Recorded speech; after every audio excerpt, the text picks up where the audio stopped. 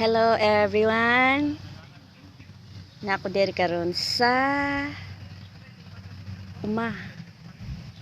Sa uma nagtan-aw ko nag-harvest. Very high-tech na karon ang pag-harvest sa umay.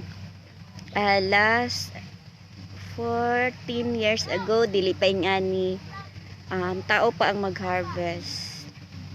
Ug karon unsa na siya kanang harvester na jud siya ang mag-harvest. Very easy, dali na kayo, unlike before nga anihon pa og tao, and then kailangan pa nga tapukon, din lukdoon padulong sa tapukanan, then pagkahuman i-treasure dayon. Bukan very dugay jud kayo pag manual ang gamiton. Unlike now, very easy. After that one, ready na siya. Ready na siya sa sako. Kana siya kana siya nga kuan gitawag nga harvester. Dali na kaayo, very easy. Pag humana na niya sulod na sa sako ang mga humay, ready na to transport. Mani ang kuan, mana siya ang harvester.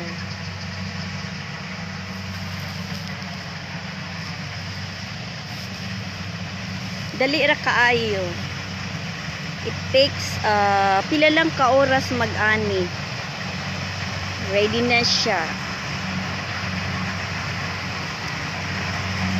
Muna siya ang daghang kayong langgam nagtuyok-tuyok. Ara. Ano siya ang butula ko kailangan si tawag ang harvester man daw. Ara. The harvest is plenty. Workers are few. Nana siya Ano siya, ready na siya isulod sa sako. Tora ang tigsulod sa sako magkuyog ra. Pag humanagdagan-dagan, humanapod na. Ang sinako na tagak na. Tagak ra pod. Very high-tech. See? Ano siya. Dali ra kay siya mahuman. Wow, very init kay dari. Wala po nagakalo.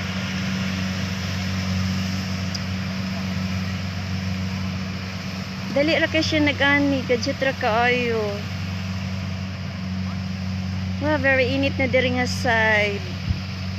It's so init na diri nga side.